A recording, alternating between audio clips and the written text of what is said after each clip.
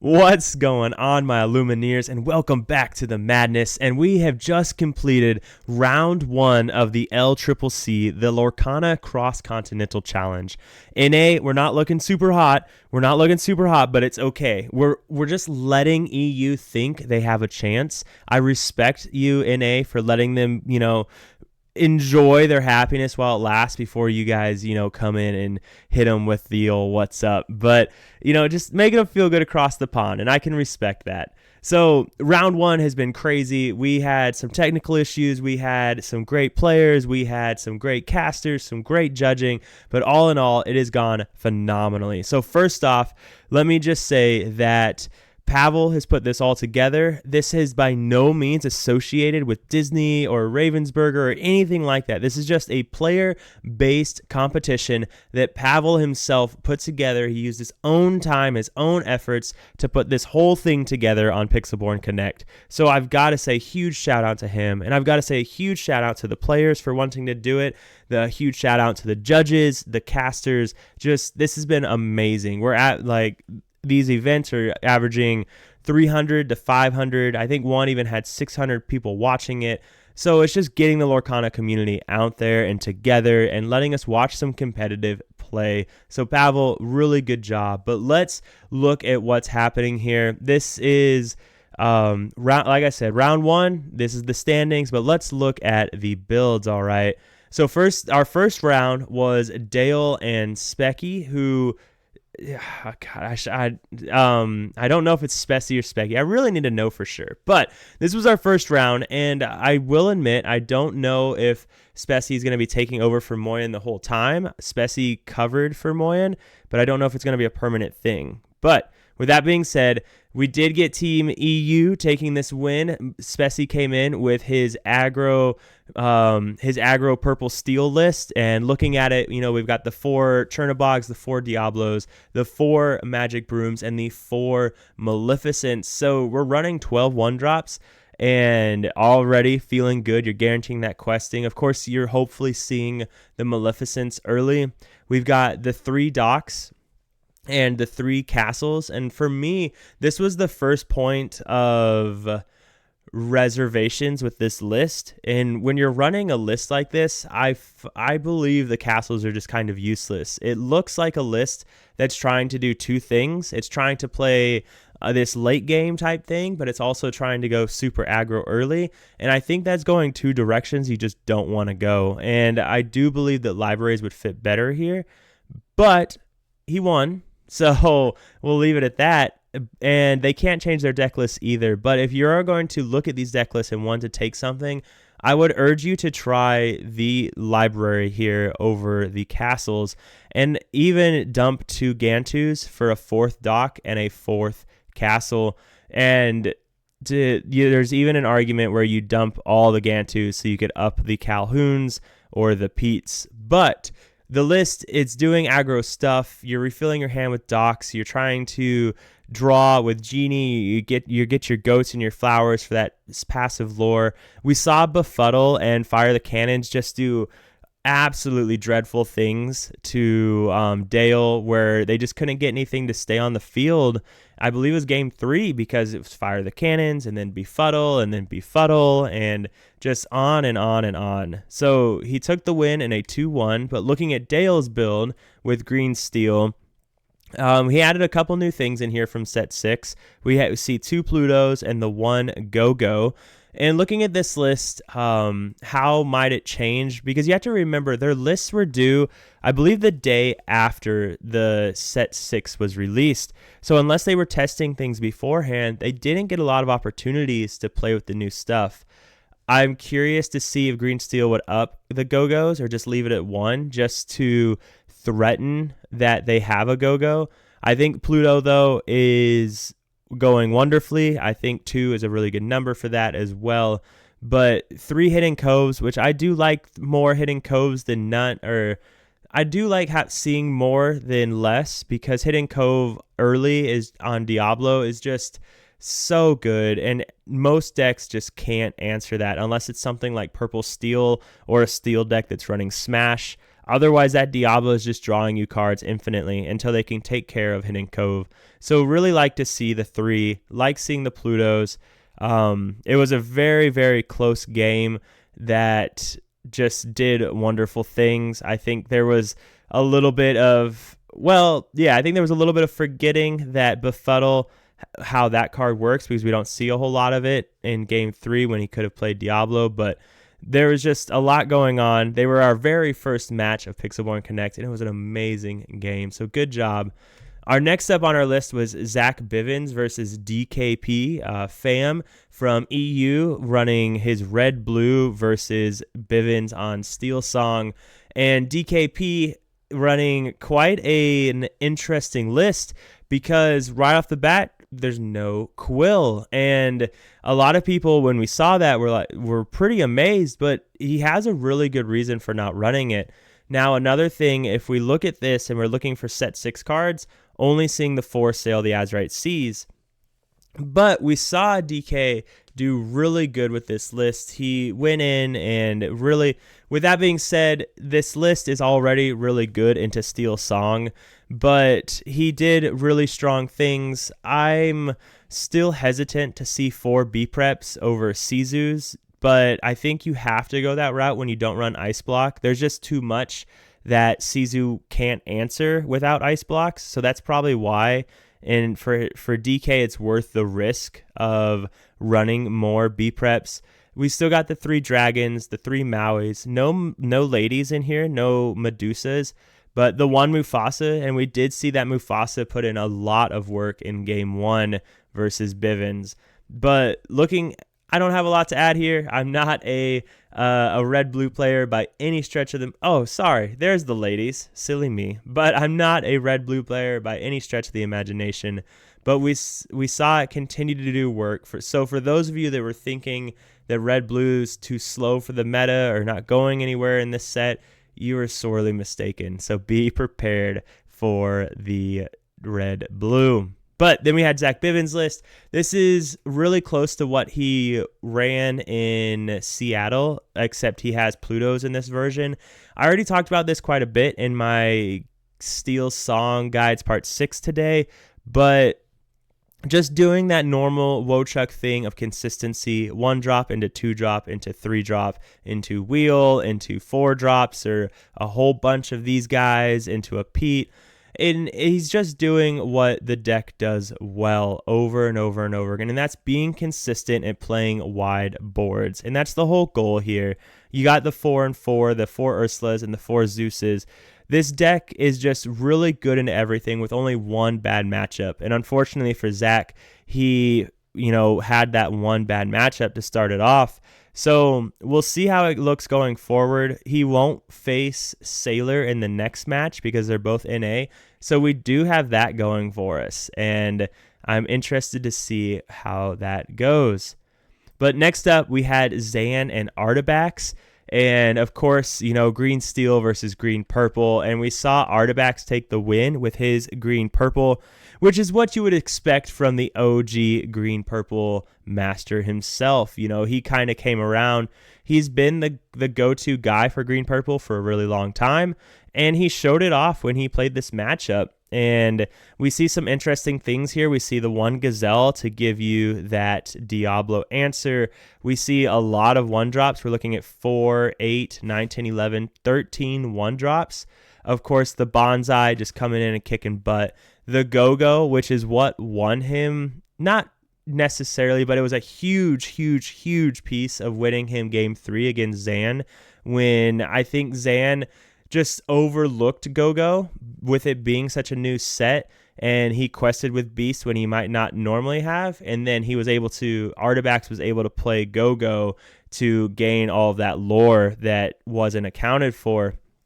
So we've got the 1 Peter Pan, again, just trying to answer the Diablo, the 4 Kit Cloud Kickers, and so it's this card in particular that makes, Ursula and the Kit Cloud Kickers, that makes this a really good matchup into Steel Song. I still think that Steel Song's favored, but when you have Ursula to come down on turn 2 to rip a song, and then Kit Cloud Kicker to come down on turn 3 to send back your singers, that's a lot of possibilities there. And then you only have so many Zeuses to handle Genie. That being said, I still believe Steel Song is favored into this matchup, but not like it used to be. Now, this deck has gone lower on the top end, which is a benefit to Steel Song, but in my opinion, it increases Green Purple's win rate into a lot of everything else because it just has so much tempo now. There's so much reach. Very little decks can deal with Genie. It's just a phenomenal card. My pick for the number one card of set 6. Just a really good list that was piloted by, a really, really good player, and definitely going to be a big, big contender for this set. Now looking over here, we have Zan on his, of course, green steel, and I believe the only new card is the one Pluto. Yeah, just the one Pluto in this, and that's the only new card of the new set. We see the one dock, the 2 Captain Hooks, the 4 Hidden Coves, which again, we talked about Hidden Cove earlier. I like seeing a high count Hidden Cove.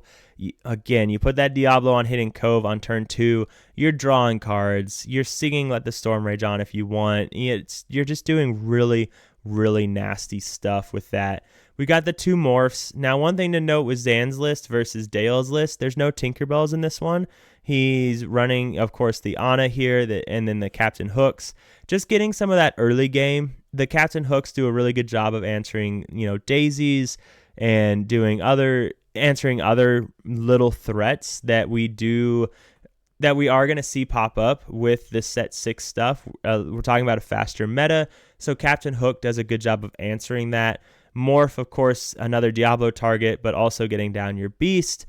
So just doing discard stuff that we all sure love to see. Why not? I do think the 3 Ursulas is interesting. That is an interesting choice. I'd be curious why. I don't remember what his list ran at Vegas, if he ran 3 or 4. I'd imagine 4 because of how popular Steel Song was, but I'd have to go back and look. So really good list though. Again, it was very, very close. Three games. It was a best of 3 with 3 games and just coming down to the wire. Next up, we had Steel Song versus Steel Song, Frank Karsten versus DeCandio, with EU taking it home. And on Frank Karsten's list, again, talked about this a lot in my video today on Steel Song. Lots of one-ofs. Okay, Frank is a big fan of that. He has logic behind why he runs all these one-ofs. I'm sure with this set, he was a little bit more keen to run lots of one-ofs to try a bunch of different stuff. But when you have such good draw that Steel Song does, you can afford to run these one-ofs because you're drawing so many cards with the Whole New World, with the I'm Still Here. But lots of set 6 to try here. The 1 Gantu, the 1 Pluto, the 4 Lilos, the 2 I'm Still Here's. Personally, huge fan of Lilo here. I love Lilo. I think that Lilo is a very underrated card by most people, and they will figure that out as the meta develops. This was, again, an extremely close game between Frank and DeCandio, where it came down to game 3 and just a very important decisions that had to be made where any one turn could have turned this whole thing around. But looking at DeCandio's list, we have his diggy hole, and he's running the 8 dwarfs with the dwarf mine. Essentially, I don't care about Diablo because I'm going to blow it up, I promise you. On top of Happy having evasive. Again, 4 Lilos, the 4 Calhouns that I'm a massive fan of. I love 4 Calhouns. I love Calhoun. What Calhoun does is just, it makes your opponent think twice about everything, and that's powerful on its own. The 4 Plutos, again, a really big fan of the 4 Plutos as well. So just a really fast list, looking to just get on the board, pop things with the Dwarf Mine, gain some passive lore, pop things with our 8 songs, and win the game before they can develop anything. Next up on our list, we had Sailor and Earlmeister, and Sailor taking it. He was our first win for NA, and he took it home with Red Blue. And this list was what we expected. He shared this list about a week ago on the 20 Lore Discord, and just a phenomenal list. I know in the very start, Sailor wasn't on the ladies, but he did bring those back. You'll notice the one Hideaway, the one Pirate's Life, and that's because of the Maui Half Shark. You can afford to, even the one Let It Go, you can afford to let these key cards be one-ofs because Maui Half Shark is going to bring them back. So early on, you play the Vitalosphere, and then you play the Maui Half Shark, and now your Maui Half Shark has Rush because of Vitalosphere. And if you played any of your actions, you now get your action back. And what we really saw the Maui Half Shark do really well is seeing how far I'll go. Not necessarily the Half Shark doing it, but other cards doing it. So we saw that he was using Maui Half Shark to bring back How Far I'll Go and continues to play it. But so you can ramp and draw there. You can draw and dig with Visions, draw and ramp here. You bring back a Pirate's Life to just make that aggro deck lose 2 lore every single turn. Just so much good stuff happening with this list. I think this is the way that Red Blue goes going into the future because it offers so much toolbox. And when you're a really good player like Sailor is, you can do a whole lot when you have the knowledge of what happens after game one. Like using game one to figure out everything they're doing, what their play styles are, and then going into turn 2 with a toolbox deck like this, then you have that ability to just really come back and do really strong things. So next up, though, we did have Earl, and Earl came in with something a little spicy. All right, we know he's a big fan of his purple-yellow Mufasa list, his Mamba Fasa, and in this list, we see some set 6 cards. We see the Hades, which has the potential to just be really explosive, gaining that lore when your things are banished, questing for 3. We see the Dales, and I'm sure that he was pretty happy with seeing the Dales because he was really high on the Moanas being a 3/4/2, but it was uninkable. And he always wanted to play more, but it was uninkable. So he swapped in the Dales, it isn't inkable. It comes in exerted, but it's still a 3/4/2. So if they hit it with a Fox or something, at least, they emptied their board and they used a Fox. So really good, strong on the draw card, that especially into purple.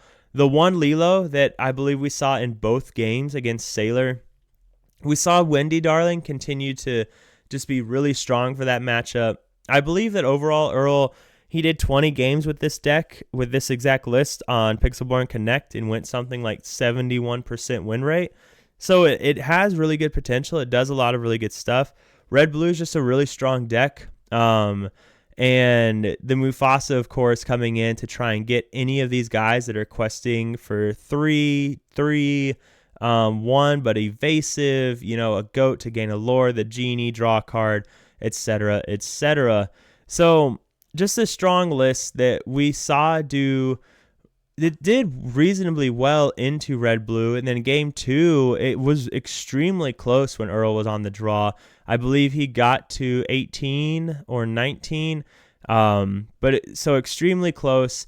Rafiki's in here. A lot of people might question that, but then one of the nice things about the Rafiki is Rafiki plus Crab answers the Hiram Flaversham for blue decks. It just answers a lot of different things. Or just the fact that it deals 3 damage. It's a 1-drop that deals 3, answers a lot of things. So really a good deck that did really well. We're going to see how it does into other decks that don't beat up so hard on tempo, such as Red Blue, and it'll be exciting to see how it does. Next up, we have No I'm Not versus Buenos Aires. And No I'm Not did take the victory in extremely close 3 games. All of them really had to be thought out. There was no fast playing there. They moved slowly because there were so many critical decisions. Wow, that's really small. I apologize. But when we look at this list, there we go. We can zoom in. When we look at this list, this is No I'm Not's list. He took the win. I just noticed his title. When we look at this list, we see that it's a very typical just red-purple list. The only difference here between the old red-purple is he added in 2 genies, and he's still running the 4 rabbits, but it looks like all he did is he swapped out 2 magic brooms for 2 genies, and that was enough for him. He's still running this core of the 4 ladies, to the Lady Tremaines to answer the blue decks like the Tamatoas, the Ariels, the Medusas to answer everything else.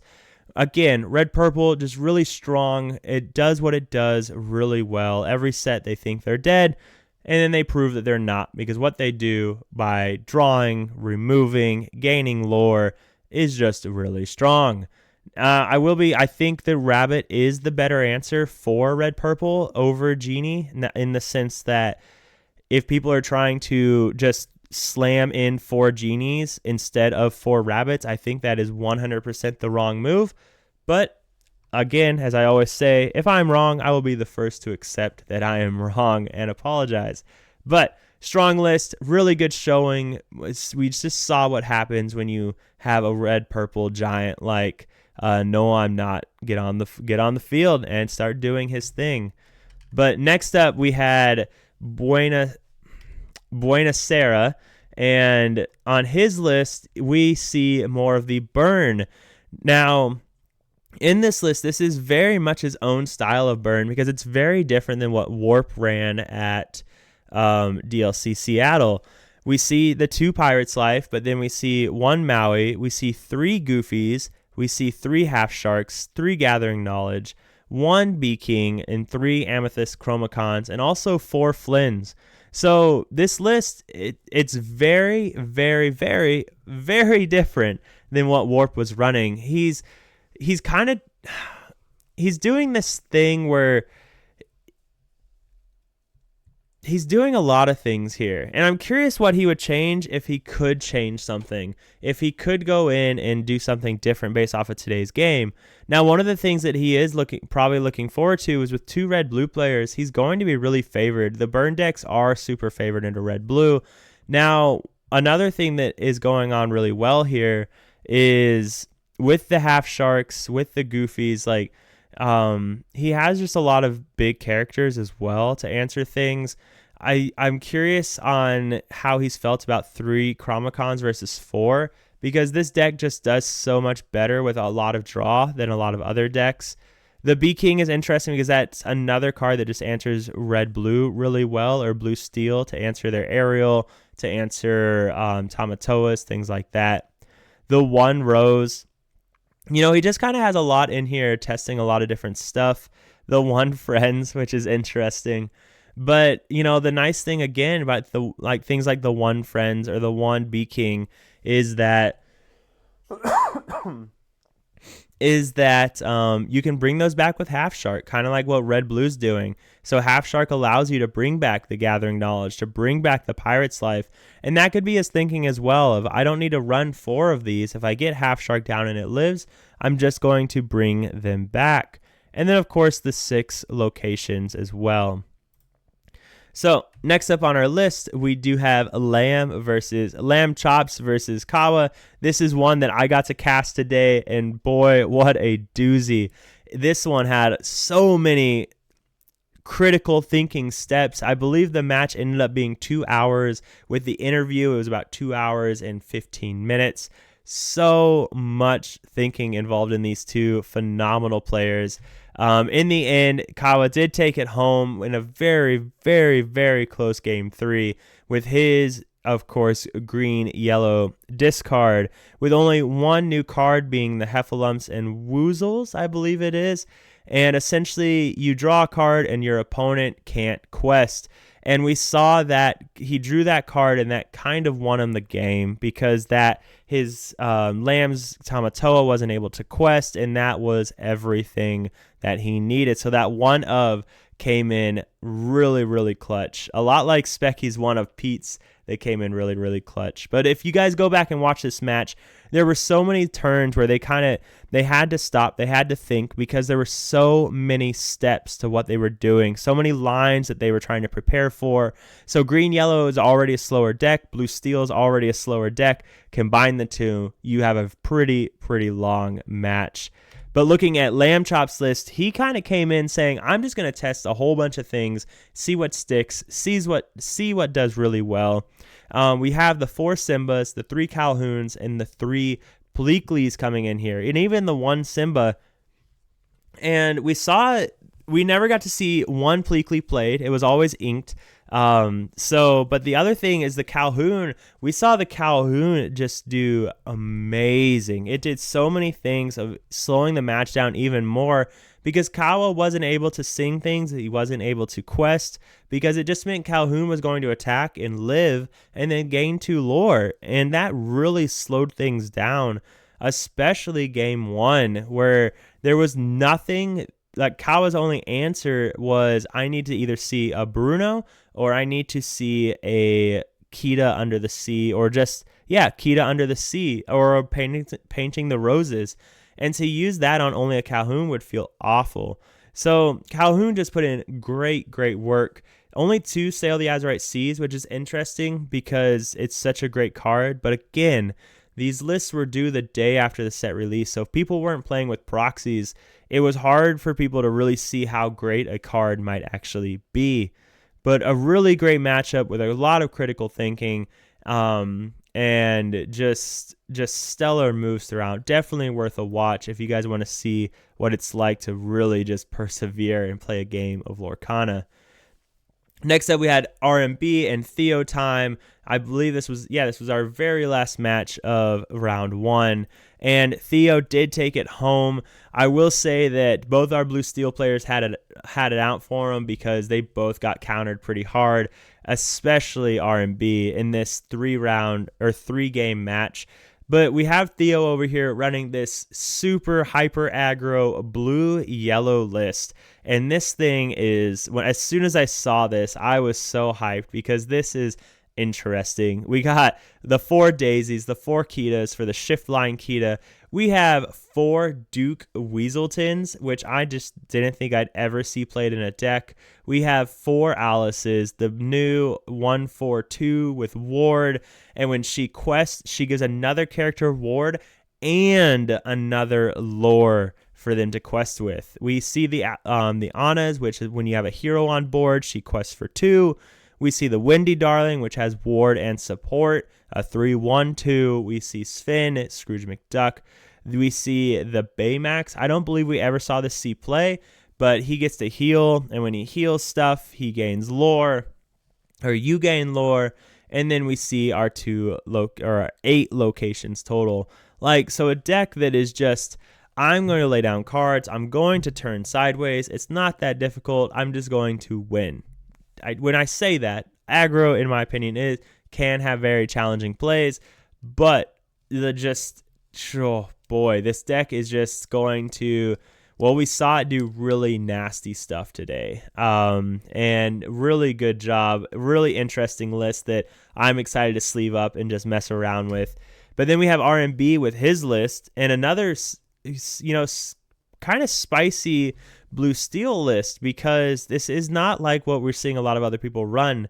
We do have the 4 Jim Hawkins, which I still think is a requirement in Blue Steel if you want to have a chance against aggro. If RMB hadn't had these Jim Hawkins, it would have been a 2-0 game without a doubt.